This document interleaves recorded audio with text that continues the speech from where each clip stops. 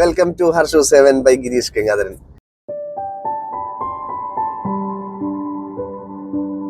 നമ്മൾ ഇന്നൊരു ട്രിപ്പ് പോവാണ്. എവിടേക്കാന്നറിയോ? വാഗമൺ.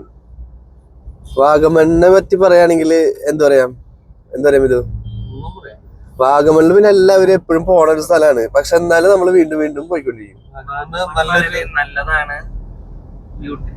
അപ്പൊ ഇന്ന് നമ്മുടെ കൂടെ ഉള്ളത് മിഥുൻ, സിജേട്ടൻ, നിതിൻ. അതായത് നമ്മള് ഒരു ട്രിപ്പ് ഇതുപോലെ പോയിട്ടുണ്ടായിരുന്നു. മൂന്നാർക്കായിരുന്നല്ലേ? മൂന്നാർ കൂടാരം എന്ന് പറഞ്ഞിട്ടൊരു സ്ഥലത്തേക്ക് പോയിട്ടുണ്ടായിരുന്നു. അപ്പൊ ഞങ്ങളുടെ ആ ഒരു ട്രിപ്പ് വളരെ വിജയകരമായിട്ട് പര്യവസാനിച്ചപ്പോ നമ്മൾ വീണ്ടും ഒരു ട്രിപ്പ് അതുപോലെ തന്നെ പഠിക്കാനുള്ള പരിപാടി. അപ്പൊ ഇന്നത്തെ വിശേഷങ്ങളൊക്കെ നമുക്ക് കാണിച്ചു തരാം. നമ്മളപ്പോ ഒരു എന്താ പറയാ ഏറ്റവും പ്രധാനപ്പെട്ട ഒരു സ്ഥലത്ത് എത്തിയിരിക്കുകയാണ്. കാരണം വെച്ച് കഴിഞ്ഞാൽ ഇതില്ലാണ്ട് നമുക്ക് പോകാൻ പറ്റില്ല എന്നുള്ളൊരു അവസ്ഥയിലാണ് നമ്മൾ പോയിക്കൊണ്ടിരിക്കുന്നത്.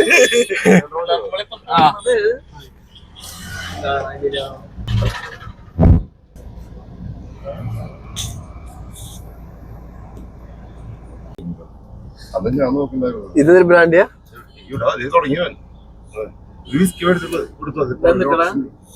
DSP black.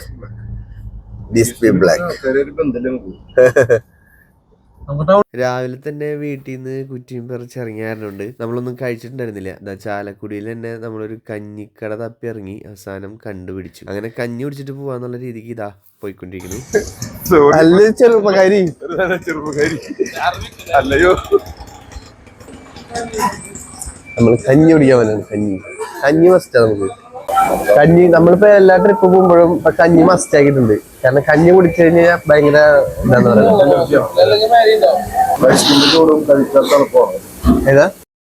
എനിക്കും നിതിനും സിജോ ചേട്ടനും കഞ്ഞി എന്ന് പറഞ്ഞൊരു വികാരം തന്നെയാണ് കേട്ടോ.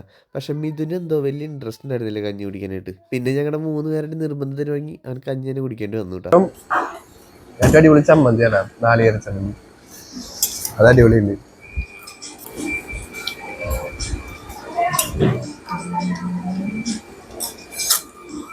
കഞ്ഞി കുടിച്ച് ക്ഷീണിച്ച് ഇനിയൊന്നും ഉറങ്ങാം. കഞ്ഞി സൂപ്പർ ആയിരുന്നു, അടിപൊളി. നമ്മുടെ ചാലക്കുടിയിലേക്ക് വരികയാണെങ്കിൽ ഈ ചാലക്കുടി ബ്ലോക്കിന്റെ അവിടെ അടിപൊളി കഞ്ഞിക്കടയില് ബ്ലോക്ക് പഞ്ചായത്ത് വനിതാ ക്യാൻറ്റീൻ എന്ന് പറഞ്ഞിട്ട് ഒരു അടിപൊളി സ്ഥലമുണ്ട് കേട്ടോ. അവിടെ പോയി കഞ്ഞി കുടിച്ചോ, നല്ല അടിപൊളി കഞ്ഞി. അടിപൊളി കഞ്ഞിയായിരുന്നു. നമ്മള് കുറച്ച് കറങ്ങി തിരിഞ്ഞിട്ടൊക്കെയാണ് കഞ്ഞി കിട്ടിയത്. ഒന്നും പറയാനില്ല, നഷ്ടം ഉണ്ടായില്ല. അടിപൊളി കഞ്ഞിയായിരുന്നു. അവര് പിന്നെ കഞ്ഞിയോട് താല്പര്യമില്ല. കഞ്ഞിയുടെ ഹാങ് ഓവർ ലാസ്റ്റ് അങ്ങനെ പോണ വഴിക്ക് ഫോണൊന്ന് എടുത്ത് നോക്കിയപ്പോൾ നമ്മുടെ സാന്ത്വനത്തിന്റെ എപ്പിസോഡ് ഒന്നുണ്ടായിരുന്നു. എന്നാൽ പിന്നെ അതൊന്ന് കണ്ടു കളയാമെന്ന് വിചാരിച്ച് കുറച്ച് നേരം അതിന്ന് കണ്ടപ്പോൾ 3 പേരും എന്നെ ട്രോളാൻ തുടങ്ങിയിട്ടാ. അപ്പൊ പിന്നെ അത് എടുത്ത് വെച്ച് നമ്മൾ വീണ്ടും യാത്ര തുടങ്ങി. അങ്ങനെ നമ്മൾ മാറി വണ്ടിയൊക്കെ ഓടിച്ചിട്ട് വാഗമണ്ണിന്റെ മണ്ണിലേക്ക് എത്തി തുടങ്ങി. എത്ര പ്രാവശ്യം വാഗമണ്ണിൽ വന്നിട്ടുണ്ടെന്ന് ഓർമ്മയില്ല, എന്നാലും വീണ്ടും ഒരു വാഗമൺ യാത്ര. വാഗമണ്ണിനെ പറ്റി പറയുകയാണെങ്കിൽ സെപ്റ്റംബർ മുതൽ മാർച്ച് വരെയുള്ള ആ ഒരു കാലയളവിലാണ് ഏറ്റവും കൂടുതൽ വിനോദസഞ്ചാരികൾ വരുന്ന ഒരു സമയം എന്ന് പറയുന്നത്. കാരണം ആ ഒരു സമയത്ത് തന്നെയാണ് ഏറ്റവും കൂടുതൽ തണുപ്പും കോടമഞ്ഞും ഒക്കെ ഉണ്ടാവുന്നതും. അന്തിക്ക് കുന്തിദേവി കിണ്ടി കേൾക്കുമ്പോൾ കിണ്ടി ഉരുണ്ട് കുണ്ടിൽ പോയി.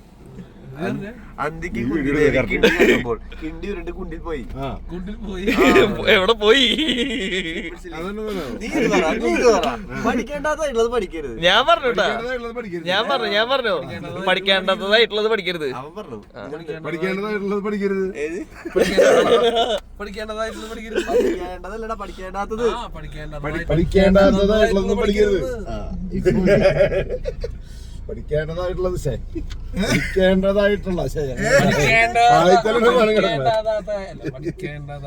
ഞങ്ങള് പറഞ്ഞില്ലേ. അങ്ങനെ നമ്മൾ എത്തിയിരിക്കുന്നതാണ് ഹോട്ടൽ ശ്രീദേവി. ഭാര്യയുടെ പേരുള്ള ഹോട്ടലിലാണ് കയറുള്ളൂ. അതുകൊണ്ട് ഒന്നും നോക്കിയില്ല. ആര് കാശ് കൊടുക്കണ്ട, പറഞ്ഞാൽ മതി. ശ്രീദേവി അങ്ങനെ നമ്മളിത് ഉച്ചയ്ക്ക് ഭക്ഷണം കഴിക്കാൻ വേണ്ടിയിട്ട് അവിടെയുള്ള ഒരു ഹോട്ടലിൽ കയറി. 2 മീൽസും 2 ബിരിയാണിയും ആയിരുന്നു നമ്മൾ ഓർഡർ ചെയ്തിട്ടുണ്ടായിരുന്നത്. ഉച്ചയ്ക്ക് വേറെ എന്ത് കിട്ടിയില്ലെങ്കിലും ഒരു ഊണ് കിട്ടി കഴിഞ്ഞ് കഴിഞ്ഞാൽ എനിക്ക് ഭയങ്കര സന്തോഷമാണ് കേട്ടോ. ബിരിയാണി ഒന്നും ചോറ് പറഞ്ഞു.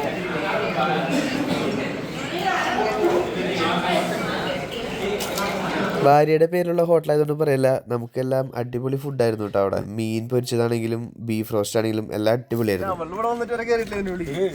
നട്ടുച്ചയ്ക്ക് മുട്ടക്കുന്ന് കാണാൻ പോകുന്ന 4 പ്രാന്തന്മാരുടെ കഥയാണിത്. സത്യം പറഞ്ഞാൽ ഒട്ടുക്കത്ത വെയിലായിരുന്നു. പിന്നെ മിഥുന്റെ ഒറ്റ നിർബന്ധത്തിലാണ് നമ്മൾ ഈ മുട്ടക്കുന്ന് കാണാൻ പോകുന്നത്. ഞാൻ കുറേ പ്രാവശ്യം വാഗമൺ വന്നിട്ടുണ്ടെങ്കിലും മുട്ടക്കുന്ന് ഇതുവരെ കയറിയിട്ടില്ല.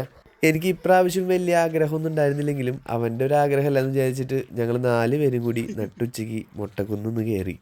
മിഥുനാണെങ്കിൽ കഴിഞ്ഞ ആഴ്ച വാഗമണിൽ വന്നപ്പോൾ വൈഫിൻ്റെ കൂടെ മുട്ടക്കുന്ന് കയറിയിട്ടുള്ള അനുഭവം ഒന്ന് നമ്മുടെ അടുത്ത് പങ്കുവച്ചപ്പോൾ എന്തായാലും നമുക്കും പോയി കളയാന്നുള്ള തീരുമാനം വളരെ മണ്ടത്തരായിന്ന് പിന്നീടാണ് മനസ്സിലായത്.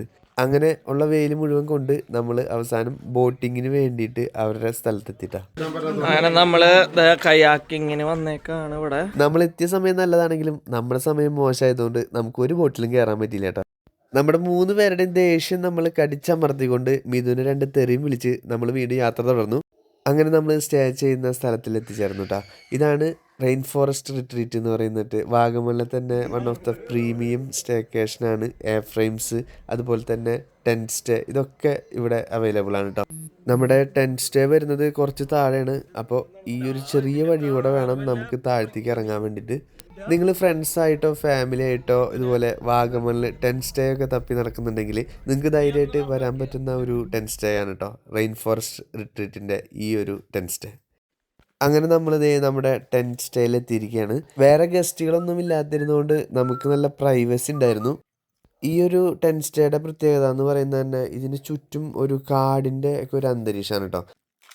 ഇങ്ങനെ പീസ്ഫുള്ളായിട്ടുള്ള അന്തരീക്ഷത്തിലൊക്കെ കുറച്ച് ദിവസം ഇരിക്കണം എന്നൊക്കെ ആഗ്രഹിക്കുന്ന ആൾക്കാരൊക്കെ ഉണ്ടെങ്കിൽ അവർക്ക് നേരെ ഇങ്ങോട്ട് പോരാം. ഇതൊരു ബെസ്റ്റ് ഓപ്ഷനാണ്.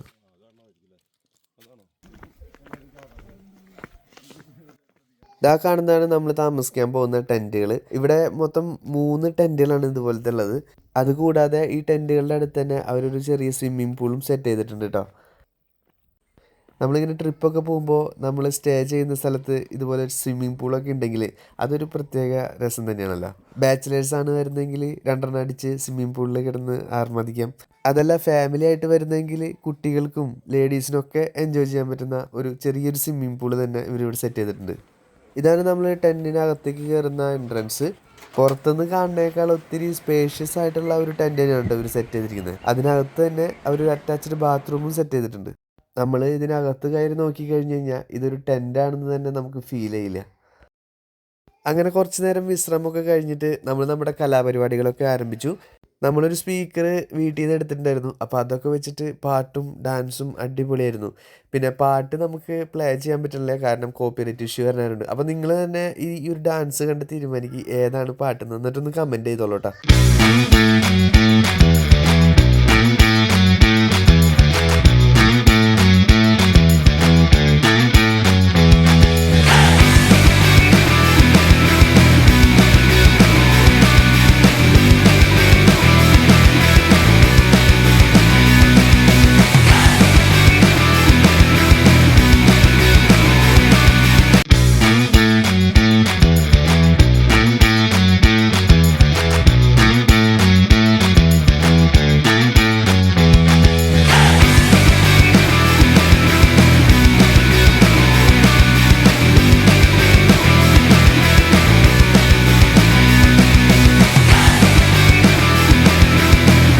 അങ്ങനെ ഡാൻസും പാട്ടൊക്കെ കഴിഞ്ഞ് നേരെ സ്വിമ്മിംഗ് പൂളിലൊരു കുളി. രാത്രിയായപ്പോൾ അത്യാവശ്യം തണുപ്പുണ്ടായിരുന്നു. അതുകൊണ്ട് തന്നെ നമ്മൾ അധികം നേരം സ്വിമ്മിംഗ് പൂളിൽ നിന്നില്ല, പെട്ടെന്ന് തന്നെ കയറി. വെള്ളം പറയും. അങ്ങനെ നമ്മുടെ ഇന്നലത്തെ എന്താ പറയാ കുന്തളിപ്പ് കഴിഞ്ഞിട്ട് നമ്മളിന്ന് രാവിലെ ബ്രേക്ക്ഫാസ്റ്റ് കഴിക്കാൻ വേണ്ടി ഇരുന്നിരിക്കട്ടോ. നല്ല നമ്മൾ വീട്ടിലൊക്കെ ഉണ്ടാക്കുന്ന പൂ പോലത്തെ ഇതൊക്കെ റെക്കോർഡ് ചെയ്ത് നമ്മുടെ യൂട്യൂബ് ചാനലാണ്. നല്ല പൂ പോലത്തെ ഇഡലി, പിന്നെ സാമ്പാർ, ചട്നി, പിന്നെ നമ്മുടെ പ്രോട്ടീൻ മുട്ടയുണ്ട്, പിന്നെ എന്താ ബ്രെഡ്, ജാം, ബട്ടർ, പിന്നെ ഇത്തിരി ഫ്രൂട്ട്സും. അടിപൊളി. ചേട്ടാ ഉണ്ട്, ഫുഡൊക്കെ ഉണ്ട്. ഫുഡാണ്, നല്ല ടേസ്റ്റി ഫുഡാണ്. മുട്ട സിജോന്റെ മുട്ട കഴിക്കുന്നില്ലേ? അതിനി സിജോന്റെ ബാക്കി എല്ലാരും കഴിച്ചു. കഞ്ഞി നേരമില്ല. ഇവരുടെ ബ്രേക്ക്ഫാസ്റ്റിനെ പറ്റി നമ്മൾ എടുത്ത് പറയേണ്ട ഒരു കാര്യം തന്നെയാണ് കേട്ടോ. നമ്മുടെ ഒരു ദിവസം തുടങ്ങുന്നത് തന്നെ നല്ലൊരു ബ്രേക്ക്ഫാസ്റ്റ് കഴിച്ചിട്ടാണെങ്കിൽ ആ ദിവസം അടിപൊളിയായിരിക്കും. കുറേ ഐറ്റംസ് ഒന്നും ഇല്ലെങ്കിലും നമുക്ക് തന്നിട്ടുള്ളത് അത് അടിപൊളിയായിരുന്നു, നല്ല ടേസ്റ്റ് ആയിരുന്നു. നമ്മൾ വീട്ടിൽ കഴിക്കുന്ന അതേ ഒരു ഫീലോടുകൂടി തന്നെ നമുക്ക് കഴിക്കാനും പറ്റി. ഇത് നമ്മുടെ ടെന്റ് രാവിലെ നമുക്ക് വീഡിയോ എടുക്കാൻ പറ്റില്ല. ഈ ടെന്റിന്റെ ഉള്ളിൽ നിന്ന് നമ്മള് കാണുന്ന വ്യൂ ആണ് ഇത്. നല്ല വ്യൂ. ആഹാ, അവിടെ കൊറേ ഫ്രെയിംസ് വരുന്നുണ്ട്. ഇത് അവിടെ കണ്ടാണ്ട് അങ്ങനെ നമ്മള് പാക്കാപ്പ്.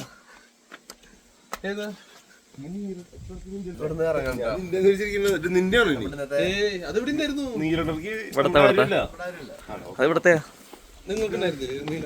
ഒരു നീരുമല്ലേ.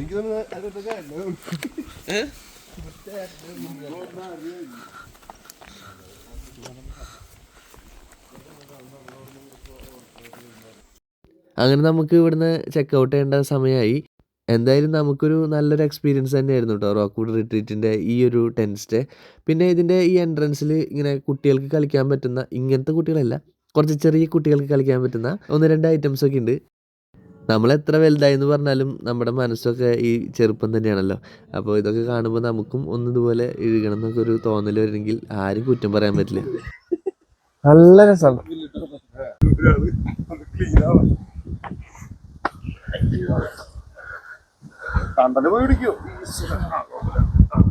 അങ്ങനെ നമ്മൾ അവിടെ നിന്ന് ഇറങ്ങി വരുന്ന വഴിക്ക് ഒരു ഊട്ടുപുര എന്ന് പറഞ്ഞിട്ടൊരു റെസ്റ്റോറൻറ്റ് കണ്ടു കേട്ടോ. ഉച്ചയായതുകൊണ്ട് തന്നെ എല്ലാവർക്കും നല്ല വിശപ്പായതുകൊണ്ട് നമ്മൾ നേരെ ഊട്ടുപുരയിൽ കയറി ഇലയൊക്കെ ഇട്ടിട്ട് ഒരു സദ്യ പോലെ തന്നെ അവർ സെറ്റ് ചെയ്തിട്ട് നമുക്ക് തന്നു. അപ്പം നമ്മുടെ ഈ ഒരു കുഞ്ഞു വ്ളോഗ് ഇവിടെ അവസാനിക്കുകയാണ്. എന്തായാലും അടുത്തൊരു വീഡിയോ ആയിട്ട് വേഗം തന്നെ വരാം. അപ്പോൾ സബ്സ്ക്രൈബ് ചെയ്യാത്തവരൊക്കെ ഉണ്ടെങ്കിൽ ഒന്ന് സബ്സ്ക്രൈബ് ചെയ്തോളൂ കേട്ടോ. അപ്പോൾ നമ്മൾ ഇതുവരെ സപ്പോർട്ട് ചെയ്ത എല്ലാവർക്കും ഒരുപാട് നന്ദിയുണ്ട്. ഹർഷൂസ് ഹെവൻ ബൈ ഗിരീഷ് ഗംഗാധരൻ.